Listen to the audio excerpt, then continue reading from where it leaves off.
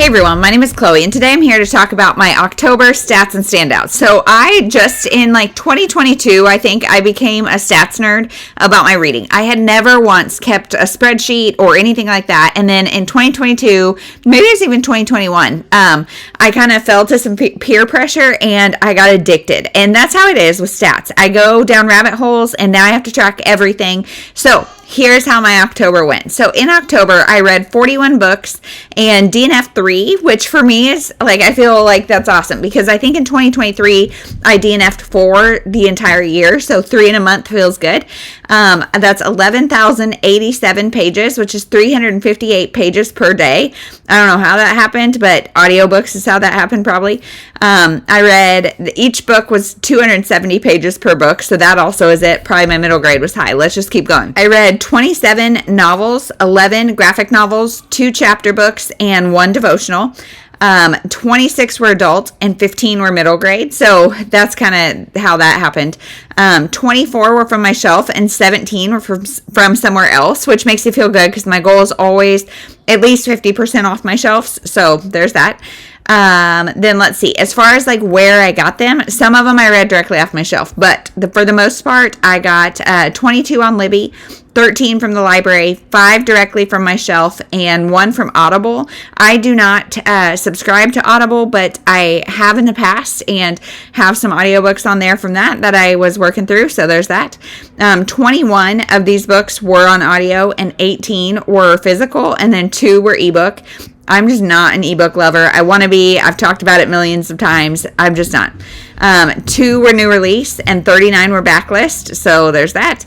And then as far as genre goes, I'm hoping to put up a pie chart because I read, you guys know, all over the board. So 8 sci-fi fantasy, 7 mystery thrillers, 6 women's fiction, 5 nonfiction, 4 contemporary, 3 Christian fiction, 3 historical, 2 romance, 1 classic retelling, 1 magical realism, 1 dystopian. So I think I'm going to stop categorizing things as Christian fiction because Christian fiction, it's a broad thing, you can have Christian fiction romance or thriller or dystopian or sci-fi or whatever. And so I think I'm going to stop using that categorization and just talk about when it's got Christian authors, maybe.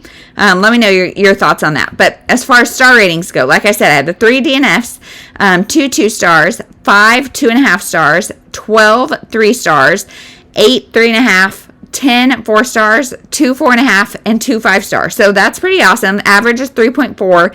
I feel like I'm always sitting around that 3.5 mark, which is I would recommend it if it sounds interesting to you. If it doesn't, maybe not. But now I'm going to talk about just a handful of standouts, and I want to get all the books out. However, I'm not going to because I'm short on time right now, and so editing me is going to just put in pictures, and we're going to hope for the best. So To Hell with the Hustle by Jefferson Bethke.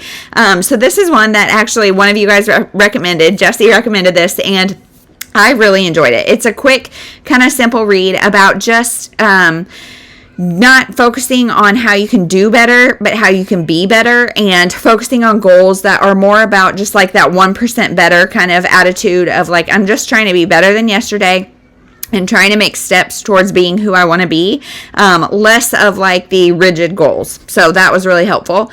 And then Local Woman Missing by Mary Kubica. So this is told in then and now timelines. Then is when women were going missing, and now that we have a teenager who's reunited with her family after being held hostage. And I don't want to say more than that because it's a thriller. I really enjoyed it.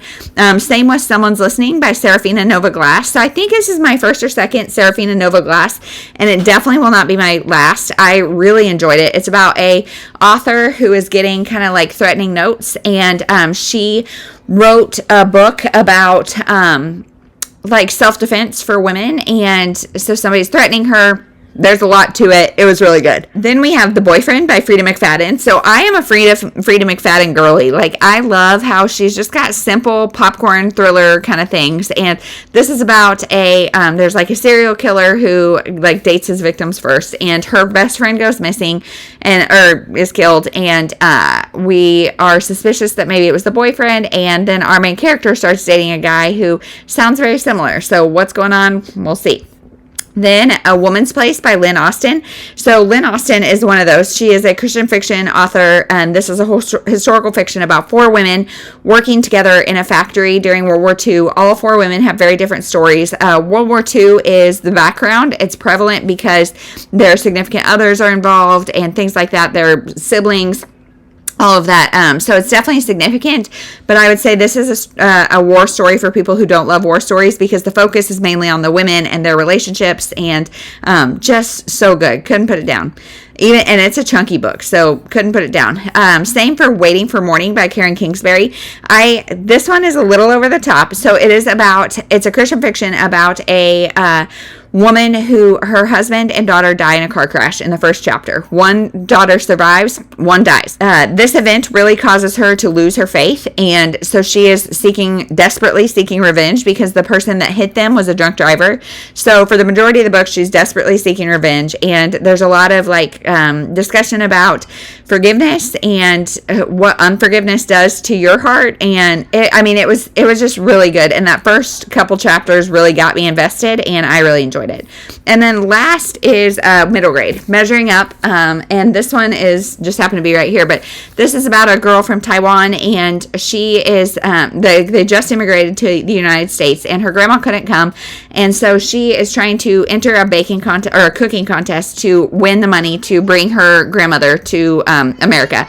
And so it's a lot about her learning to accept her culture, as well as her becoming friends with her partner in this cooking contest. And if you love a cooking contest, if the kids baking championship or any of the kid cook-off things, this will definitely scratch that itch. I honestly wanted more of that even at the end, because eventually it kind of glossed over it. But overall, this was really great about honoring your culture, accepting who you are, also assimilating to the extent that you feel necessary. And yeah, it was very good. Would highly recommend. And if I didn't say, it's a graphic novel. So there's that. So that is everything. My stats from October and my favorite books. So let me know if you've read any of these. What was the best thing you read in October? And we'll see you in the next one. Thank you so much for watching.